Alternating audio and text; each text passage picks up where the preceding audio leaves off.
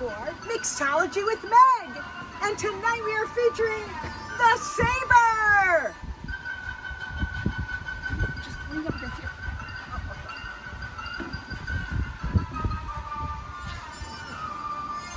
All right, you get the effect. You get the effect.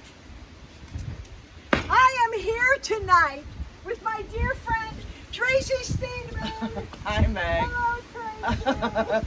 Thank you for inviting me. Pleasure to be here. I am so glad you're with me. Tracy and I met at a women's bar event a number of years ago, and we closed down the bar that night. And I would also say that Tracy's husband, David, is here with us, helping us while we're doing our champagne sabering tonight, okay? So I'm going to let Tracy take it away. Okay. Here's my saber. I got this off Amazon. And the way I learned to saber was I was in Montreal at a conference with a bunch of construction lawyers, because that's what I am. And we went to the Champagne Bar in Montreal, and they did sabering. And when I got home, I immediately bought one. So I am not an expert, but I just did a practice run, and it worked out perfectly. So Is that sharp? no, it's not sharp. It may be pointy, but none of it's sharp. Okay. Okay. All right, so when you saber towards David, we're not worried about anything happening to No. him? Or? No. Okay. We're all not right. worried about that. Okay. All right, And it's good. not about force, it's about physics. Okay. All right, so the first tip you need to know is to have a green bottle, even though there's no seam on this one either. Anyhow, have a bottle of sparkling. It's all gonna work out, I hope. Okay, okay. And chilling it upside down in a bucket for at least 10 minutes so the neck is super cold. So there's a clean break. And I'll show you the break later. All right, so then you want to dry off the bottle so you can hold it. I'm so excited. Are you all excited? This is the easy part. I can do this. I can dry off the bottle. And then you want to remove all the foil on it, not just the top, but you want to remove the neck and everything. And then, and you'll remove the cage also that is over the cork. This is Corbel that I got. Someone told me that this was a good champagne. Well, It's decent sparkling wine. okay. Decent sparkling Decent wine. sparkling wine. All right. All right, maybe I have to use the point of this to get the rest of this Oh foil my off. gosh, I'm stepping away. There we go. David, protect yourself. All right, completely dry. All right, so then you remove the cage, but while you're removing the cage, you want to have your thumb over the top of it just in case, because I don't know if anybody has experience with champagne, but sometimes corks come off by themselves. And you want to be in control of this so no one gets hurt, including yourself. Okay, we're good. All right, so then what you want to do is you want to hold the bottle with your thumb and the, I think it's called a puck. It's the dip inside the champagne bottle, okay? Put your thumb in there and you hold it. There's literally no seam on this. Hold the bottle with your other 3 fingers, okay? Let's find a place that doesn't have the label part. So hold it on its side, wherever the label is not, okay? David, will you please hold up the towel? I'm gonna get it. I'm gonna get up closer here if I can. I'm moving closer. And what you're gonna do is you're gonna, everything's wet. It was raining out here. Lay the saber blade flat on the bottle and you're just gonna go forward, okay? Not a lot of force, you're not hacking, just go forward, okay? Okay. Oh! Oh! David, are you okay? Are you okay? Oh my gosh! Oh my gosh! Okay. And this wasn't as clean as my practice round, but if you look at the practice round, it's a clean break with the lip and the cork. This one's a little not so straight, Whoa! but then you look at it and there you go. Apparently there's a history of, I don't know what culture just couldn't wait to open that champagne when they got it, so they just took sabers and just took it off the top. Oh and my gosh! yeah, so this was the clean break though of my practice run.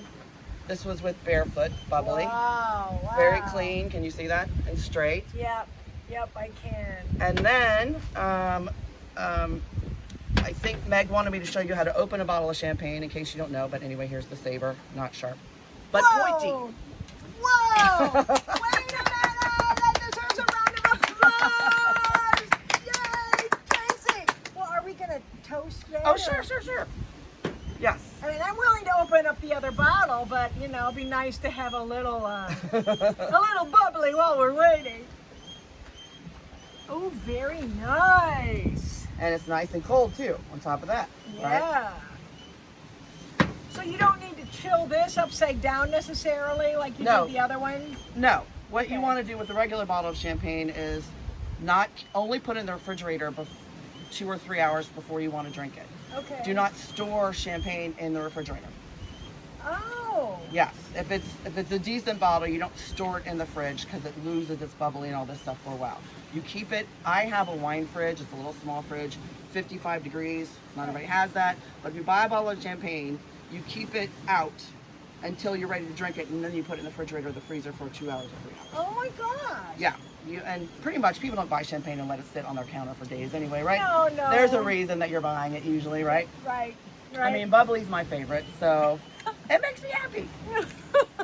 All right, so you remove the top part of the foil, not the whole neck. Yeah. Then you do the same thing with removing the cage. Put your thumb on top, just in case it's ready to blow out on its own, because sometimes it is.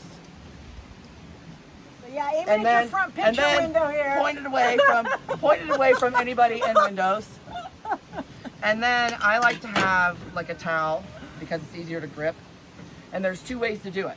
One is slowly screw it off and then pull real fast, or slowly screw it off and then turn it so it just whispers and come out. Because if you let it pop and champagne pours out, like you see on games, like sports when they throw the champagne all over it, it's not worth drinking after that because all the bubbles are gone. Oh. Okay. All right, so we're preserving the bubbles as long as we can. Preserving the bubbles. Okay. So just a slow twist. That was a little bit more than a whisper, but that's okay. I still have the cork. No bubbles came out, and there you go. No, but I could see a little effervescence coming out of the top. It will always do that. Okay. It will always do that. All right. And then you definitely need to have a champagne stopper of some sort. I like the rubber ones because they fit into wine bottles and champagne bottles.